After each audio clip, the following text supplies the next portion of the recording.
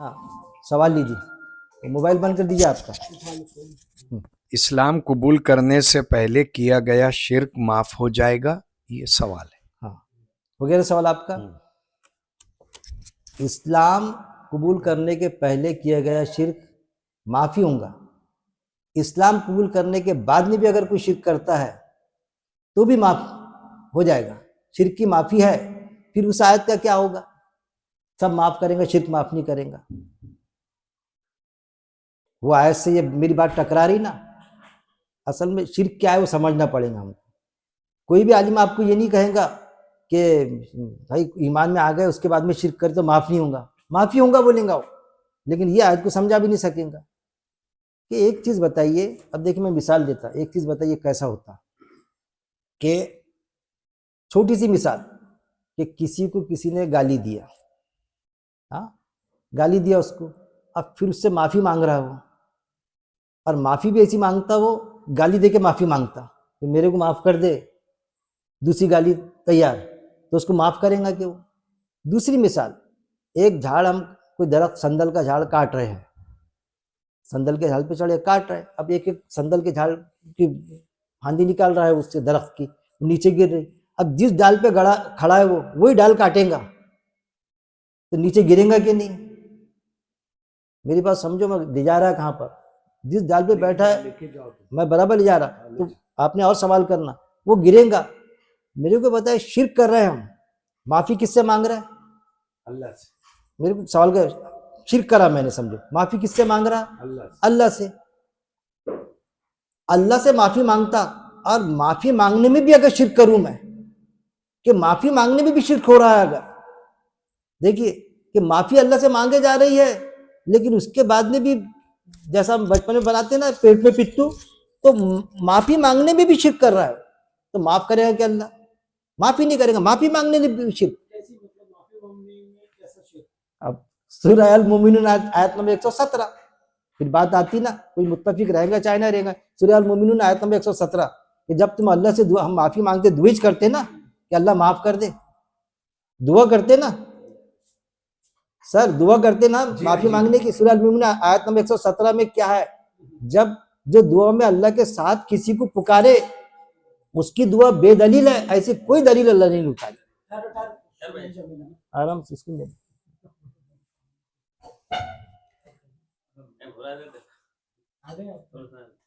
हाँ, एक मिनट, हाँ बता, हाँ तो बात ऐसी कोई दलील अल्लाह ने नहीं उतारी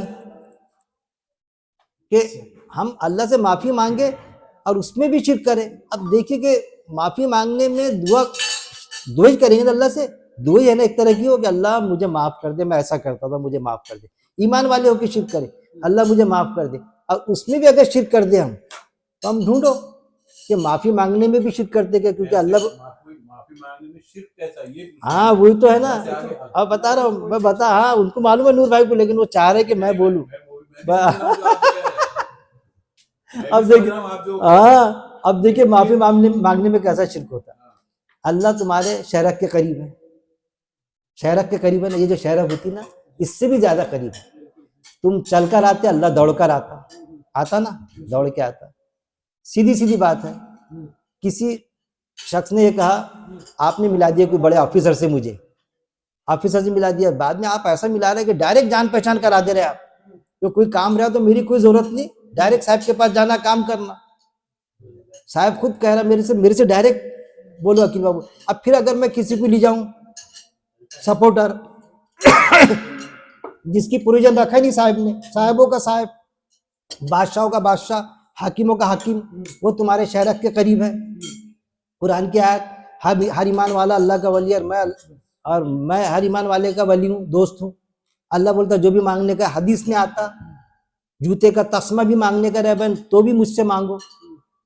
अब हम दुआ करते कि अल्लाह मेरे को शिर्क मेरे को माफ कर दे, उसमें अगर हम वसीला डालते, किसका भी वसीले से दुआ मांगते, तो वो तो है ना कि अल्लाह के साथ जो दुआ में किसी को पुकारे तो उसकी दुआ बेदलील है, डायरेक्ट क्यों नहीं मांग रहा है आप?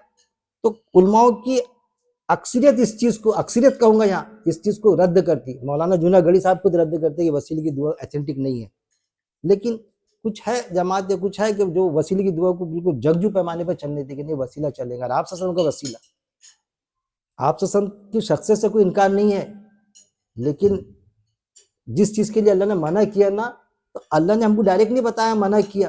आप सल्लल्लाहु अलैहि वसल्लम ने, सुनिए मेरी बात, आप सल्लल्लाहु अलैहि वसल्लम ने पेश करे वो आयत हमको, डायरेक्ट अल्लाह से मांगो।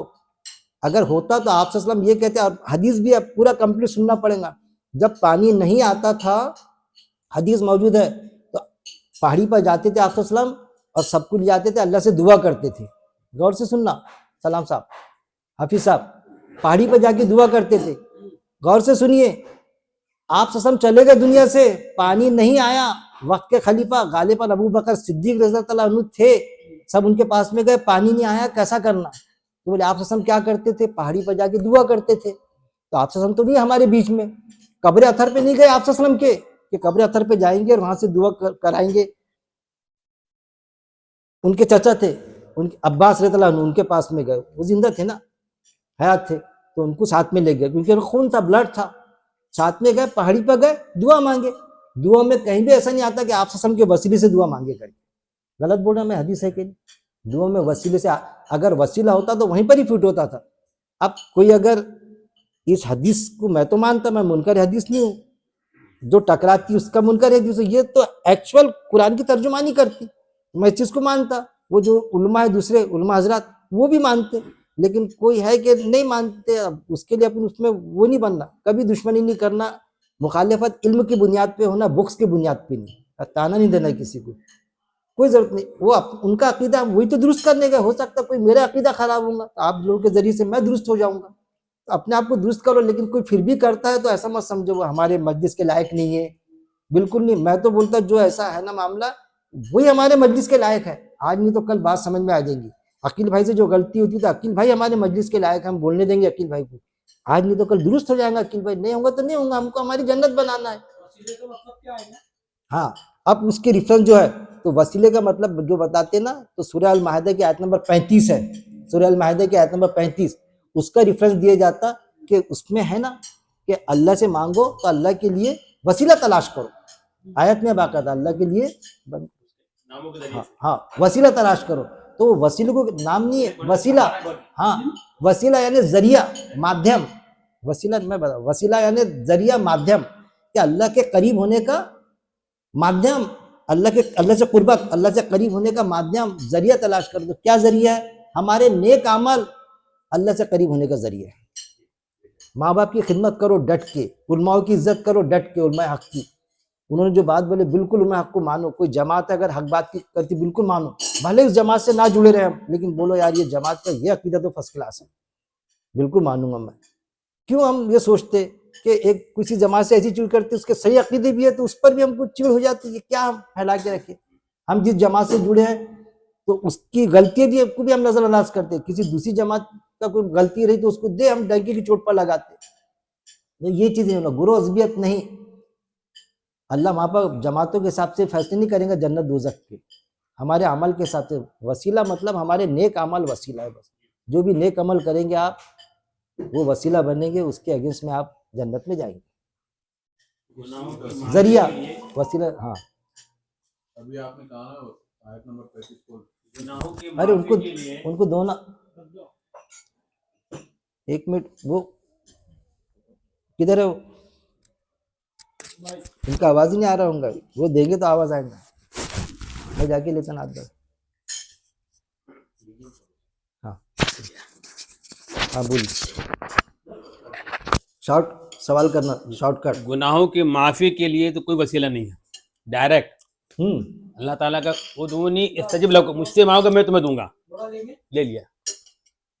इसमें कोई वसीला नहीं। वसीला दीगर चीज़ों के लिए, मान लीजिए मैं बीमार हो गया, मुझे कोई चीज़ ज़रूरत है, तो भाईजान थोड़ा अल्लाह पाक से दुआ कर दीजिए, आप नमाजी आदमी, दीनदार आदमी हो सकता है अल्लाह ताला आपकी दुआ कबूल कर ले, ये वसीला है। लेकिन मैंने अगर गुनाह किया है कोई, मैं ये नहीं कहूँगा कि जनाब मेरे तरफ आप माफ़ी मांगो अल्लाह ताला से, तो मैं मुझे तो मैं गुनहगार तो मैं हूँ ना, मुझको मांगना होगा। अल्लाह ताला का डायरेक्ट मुझसे मांगो, यहाँ किसी वसीला नहीं चलेगा। मैं तुम्हारे दुआ नहनु अक़रबु इलैहि मिन हब्लिल वरीद, इससे भी ज़्यादा करीब हूँ मैं, ये रंग जो है इससे ज़्यादा करीब अल्लाह ताला कहता है। तुम्हारे मुँह से लफ्ज़ निकला मैं कबूल कर लूँगा। और सच्चे दिल से माफी होना। अच्छा, ये 2-3 सवालात थे। सवालात क्या है कि बनु इस्राइल, ये जो वाक़े जो है, कुरान क्या है, मुजमल है, मुफस्सल नहीं है, यानी शॉर्ट में बता दिया कुरान ने। उसकी तफसील में जहाँ तफसीर इब्न जरीर पूरी वजाहत, जलालैन शरीफ पूरी तफसीर है कि हज़रत मूसा अलैहिस्सलाम अपने कौम को लेकर जब निकले वहाँ से, फिरौन के लश्कर से निजात मिली, मिस्र को छोड़ जब निकले बाहर, तो दरिया नील का सामना हुआ। वहाँ से जब रास्ता बना दिया अल्लाह ताला, वहाँ से निकल गए और वो फिरौन और उसके लश्कर पूरे वहाँ पे घर काबू डूब गए, मर गए, हलाक हो गए। अब वहाँ से चले, निहत्ते थे, कुछ सामान थे उनके पास में, सिर्फ जो बदन में जो कपड़े पहने वो थे उनके हाथ, और कुछ नहीं था उनके पास। कुछ चलते चलते जा रहे थे और वहाँ पर कोई पेड़ पौधा वगैरह कुछ भी नहीं था। धूप बहुत कड़ाके की थी, जिससे रेत भी गर्म हो गई थी, पसीने में शराबुर हो रहे थे लोग। तो उन्होंने मूसा अलैहिस्सलाम से दुआ की, करवाई कि मूसा हमसे दुआ कर अल्लाह पाक से कि हमसे पैर जल रहे हैं, हमारे पैरों में चप्पली तक नहीं है, हर सर पसीने में डूब रहे हैं। फिर मूसा अलैहिस्सलाम ने दुआ की तो अल्लाह ताला ने बादल भेज दिया। बादल के साए में वो लोग चले जा रहे थे। रास्ते में प्यास लगी, मूसा पानी कहाँ है हमारे पास, पीने के लिए कुछ भी नहीं हमारे पास, वैसे ही निकले थे। अल्लाह का हुक्म हुआ कि लाठी मारे, पानी का चश्मे निकल गए। सब 12 जो कबीले के जो लोग अपने अपने चश्मे को उन्होंने पानी पी लिए, और पानी पीते थे, और चलते जा रहे हैं। भूख लगी, क्या खाएंगे, यहाँ कुछ है ही नहीं हमारे लिए, दुआ करो। यानी वो बड़ी नहंजार नाशुक्र कौम थी बनी इस्राइल। तो हज़रत मूसा अलैहिस्सलाम ने दुआ की, अल्लाह ताला की नेमत भेज देती, तो अपनी मेहमान नवाज, नेमत नवाजे वाला, तो अल्लाह ताला ने मन असफल भेजा उनके लिए। तो मन असफल वो खाते खाते वो चले जा रहे थे। तो कुरान में यही तो आया ना जी, कुरान में ये आया, हदीस में डिटेल है पूरी। हाँ, तो अब चले वहाँ से, वो चले जा रहे हैं सफर में, सब ये सब सफर में है। कहाँ जाना है उनको बैतुल मक़दस जाना है। वहाँ से बैतुल मक़दस के लिए चले वहाँ से। आपका सवाल आने दीजिए ना, ये डिटेल हाँ। सबको मालूम है अपने अपने। अब चलते वहाँ से फिर क्या सवाल किया उन सवाल लोगों ने, बताइए और आपका। बाकी जो कौम जो थी उन्होंने वहाँ जो रहे थे, मिस्र में जो बाकी जो रह गए थे, तो उनमें जो सामरी जो था, उनका जो गुरु घंटाल जो था, उसने क्या किया, वो बछड़ा बनाया, उसकी पूजा शुरू कर दी। जब हज़रत मूसा अलैहिस्सलाम जहाँ से लौट कर आए, देखे थे अरे बछड़ा में पूजा करी, बहुत गुस्सा, भाई को मारपीट किए। उसके बाद में फिर अल्लाह से मांगे, अल्लाह ताला दुआ की, परवरदिगार इनकी कैसे बख्शी होगी। अल्लाह ताला ने हुक्म दिया कि इनको कह दो तुम अपने आप को कत्ल करेंगे। ये लोग एक दूसरे को कत्ल कर देते, जिसको खाना जंगी बोलते हैं। आपस में एक दूसरे को कत्ल करे, बाप ने बेटे को बाप इस तरीके से कत्ल कर दिए। 70,000 आदमी मारे गए। तफसील है हदीस इब्न जरीर में, तवारीख इब्न जरीर में। और अगर देखना हो तो सदर के मुस्लिम लाइब्रेरी वहाँ पे रखी हुई है।